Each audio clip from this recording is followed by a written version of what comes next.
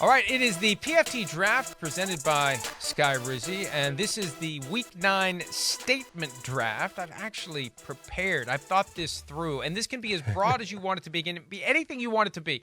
Player, coach, unit, team, whatever, who made a statement in Week 9. Go ahead. I'm starting off with Joe Burrow, and I've been the guy that's been stopped talking about the Bengals getting a slow start and all that nonsense.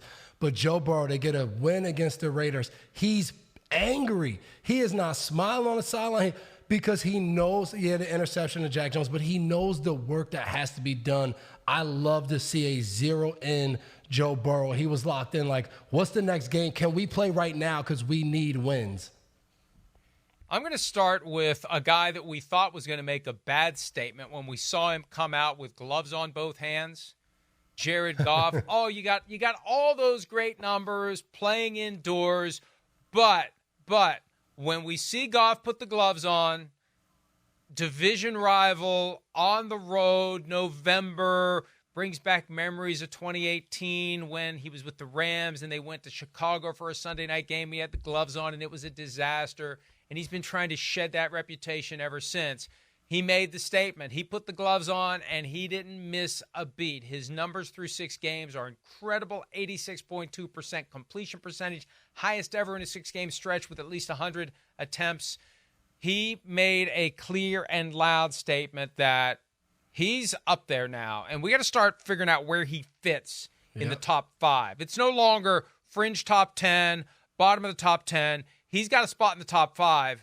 And by the end of the year, we'll have a pretty good idea where he fits. Yeah, and he's been awesome for this team, and again, he keeps rising to the occasion. My second statement is going to Arizona, the Arizona Cardinals, coming off a season last year where everyone talked about, they didn't win a lot of games, but they look like they have the right pieces. They look like they're moving in the right direction. The Cardinals don't seem happy with that. 3 straight wins now. They're trying to be a playoff team. Love the statement that the Arizona Cardinals are making right now. I'm going to go to Atlanta, my guy Kirk Cousins, who should still be with the Vikings. And I always said that. I've always been consistent. Check the tape. Strike some of that from the tape, though.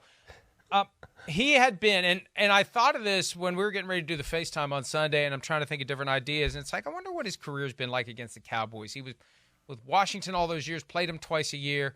1-6 against the Cowboys with Washington. 1-3 against the Cowboys with Minnesota. And one of those losses came on a Sunday night to Cooper Rush. 1-0 with the Atlanta Falcons. So 3-9 doesn't sound good, but you know what sounds good? 1-0. He beat them, and he beat Mike Zimmer, his former head coach in Minnesota. And even though they got together before the game, there was a little something there. It was more Zimmer directed at Cousins, but there was a little something there, and Cousins got a chance to give him a little something back. All right, the Week 9 Statement Draft presented by Sky Rizzi. We have 2 rounds in the books. Devin, you're up for round 3. I'm countering a little bit what you said with your first one, and Jared Goff. I'm going to go Justin Herbert is a guy that has proven this year he is a winning quarterback. It's not all about the big numbers, the stats, the yards and all that. He's playing winning football. Another good game, 280-some yards passing, 2 touchdowns. Only has 1 interception on the whole year. I think Herbert has taken the next step of not just being a super talented quarterback, but a quarterback that now manages and knows how to go win football games. Hey, and I almost had Jim Harbaugh on my list of finalists. It kind of dovetails with yours because I was a firm believer when Jim Harbaugh comes back to the NFL, he is going to turn a team around. Whoever it is, a team that needs to be turned around, Harbaugh can do it because he did it with the 49ers. They were 5-11, and he took them to the brink of the Super Bowl the first year, to the Super Bowl the next year, and almost back to the Super Bowl again the third year. And then they decided, we can't deal with Jim Harbaugh. He's kind of a jerk. Every good coach is kind of a jerk, or worse, except for Tony Dungy. That's how the game goes. All right, the last one for me, Tyler Bass, the guy who was embattled for the Buffalo Bills, came out and nailed the 61-yarder to win the game. And he had a great quote to me. It relates to kickers, and it's from his late kicking coach, Doc Spurgeon. You're only as good as your next kick.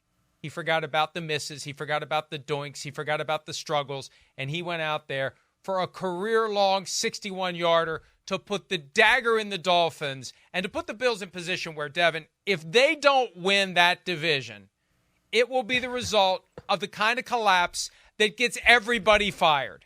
No doubt. No doubt. It's the weakest division in football, and they've dominated the last few years. No way they don't win the division. So don't even worry about it. Nobody's going to lose their job in Buffalo. It's going to be like it was when the Patriots were running roughshod over that division. You fatten up your record, and you put yourself in position for the 1 seed. The Bills could end up with a 1 seed if the Chiefs ever lose. Yeah, right. If the Chiefs ever lose. The Bills do play the Chiefs coming up at some point on the schedule. Hi, it's Mike Florio. Thanks for watching PFT on YouTube. Hit subscribe for the latest news and analysis from Pro Football Talk.